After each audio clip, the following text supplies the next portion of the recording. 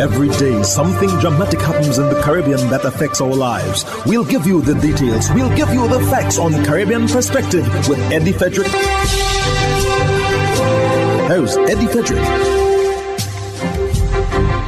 So glad you can join us. Deputy Prime Minister of the Bahamas lashes out at the EU and OECD. This story takes the lead in today's edition of Caribbean Perspective for Friday, 3rd November 2023. Brought to you in association with our friends at Antillean Group. Details when we return. Believe in our strength, we'll stand by you. Protection from all, perils big and small. Reassurance we give, it's so clear to see. Peace of mind, that's our service guarantee. We look after all our family. Yes, we do at every opportunity. Antillean Group, underwriters of all classes of insurance solutions for your protection and investment. Live well financially.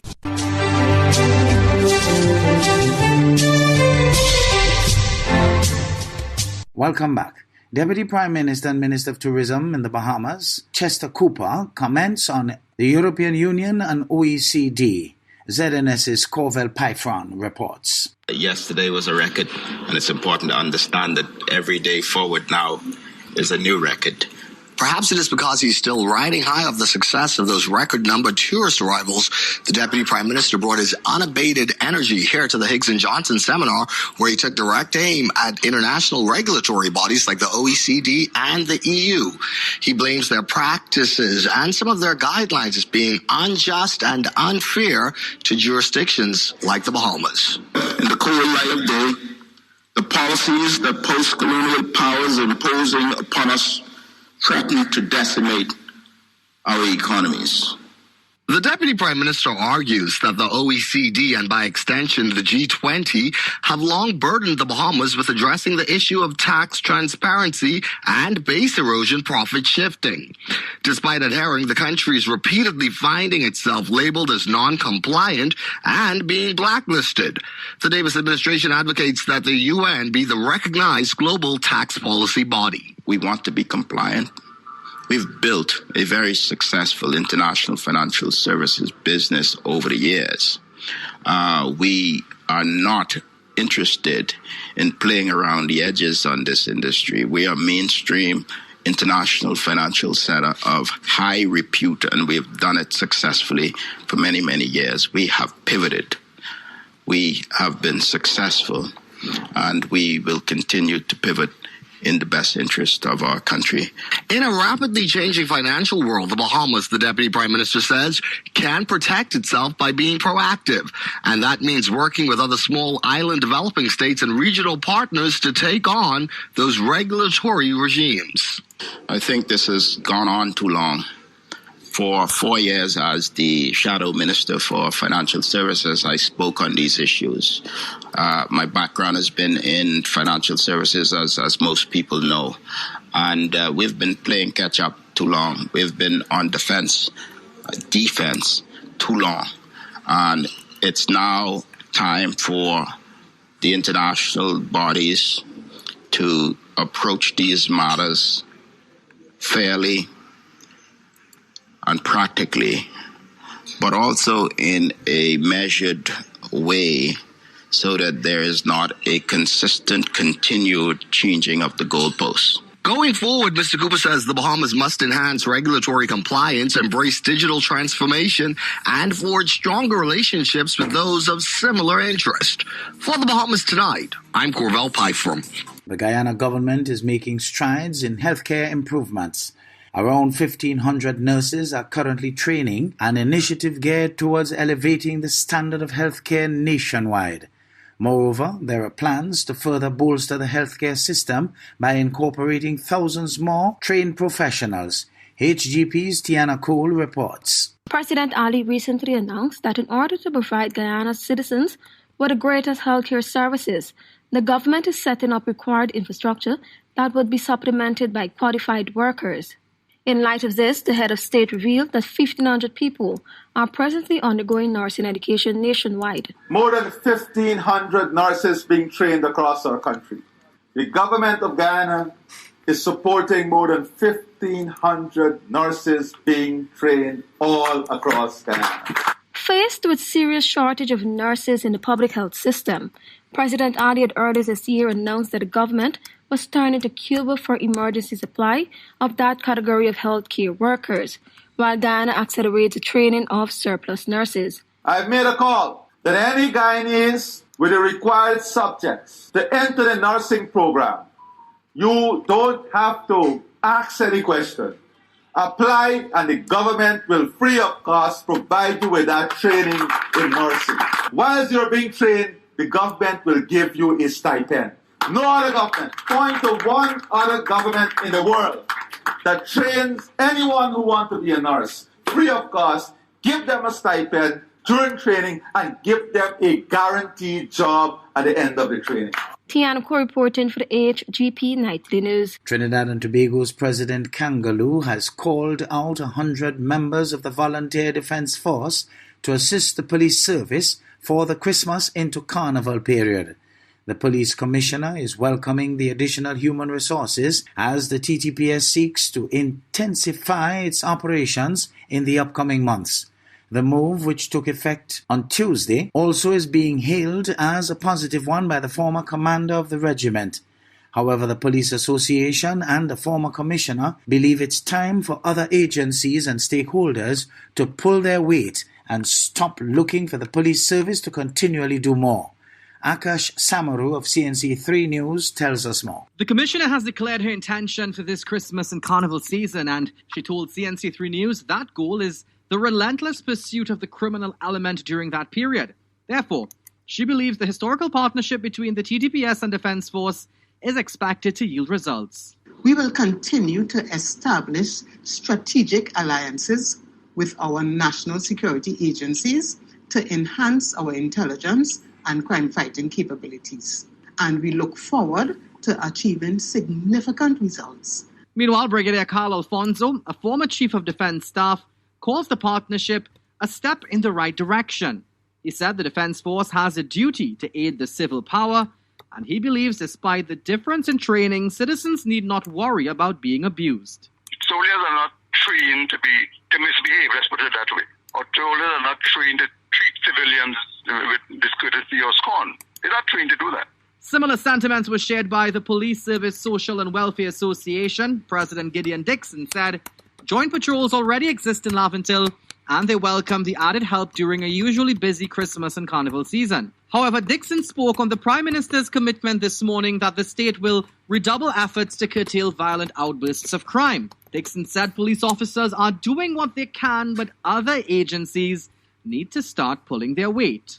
We want more from our customs, we want more from our Coast Guard, we want more from our defense personnel, from our prisons, from our teachers, from our legislators, from our medical profession.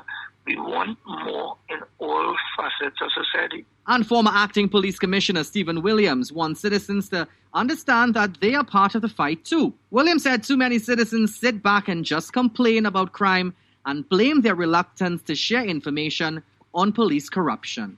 Share the information with the police so the police can use it and address the criminal. The rare occasion that the criminal knows. That's a rarity as against the commonality. Williams also called on politicians to do their part in the fight as well. Akash Samaru, CNC3 News. You're listening to Caribbean Perspective with Eddie Frederick. In association with our friends at Antillean Group, underwriters of all classes of insurance solutions for your protection and investment. Live well financially.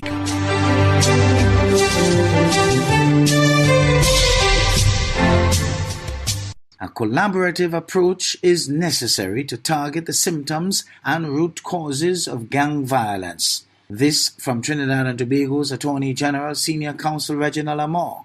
He was participating as an expert panelist, sharing Trinidad and Tobago's and the Caribbean perspective on the topic of guns, gangs, and violence at a special meeting of the Permanent Council of the Organization of American States, the OAS.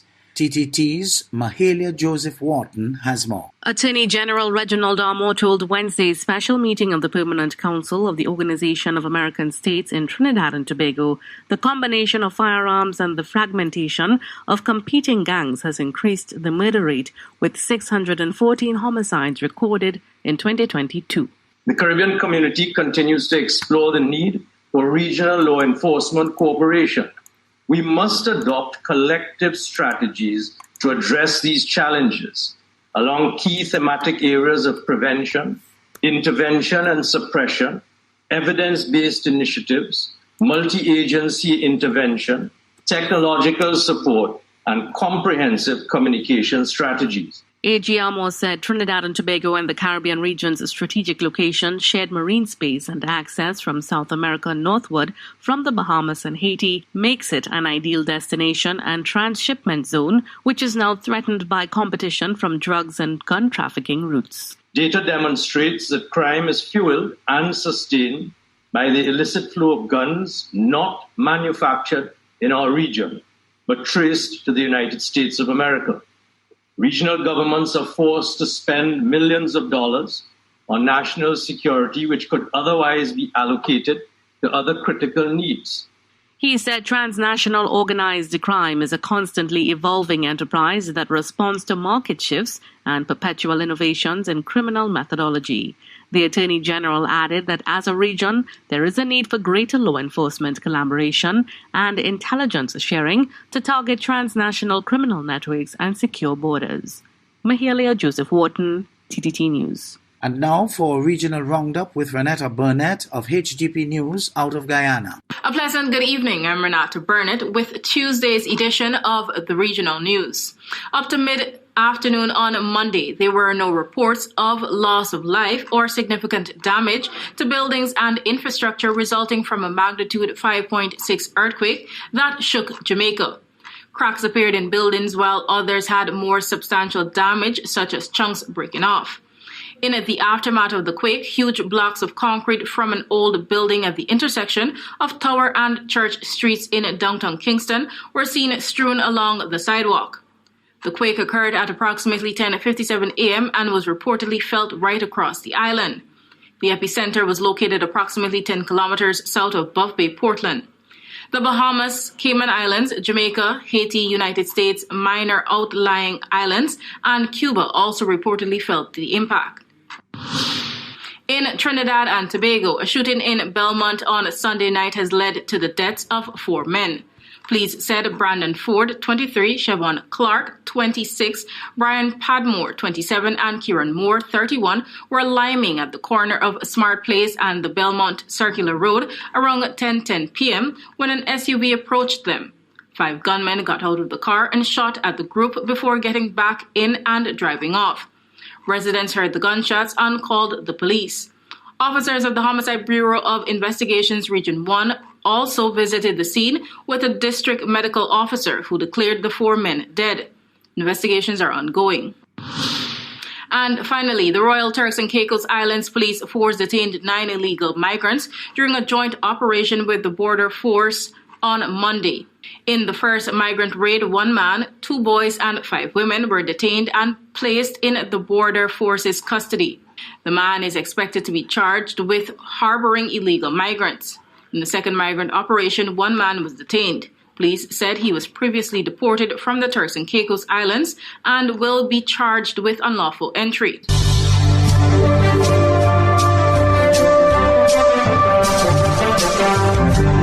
I am Eddie Frederick, wishing you a restful weekend. This has been Caribbean Perspective, a whole new approach to highlighting developments in the Caribbean. In the meantime, please follow us on Facebook and subscribe to our YouTube channel for daily regional news and more, in association with our friends at Antillian Group.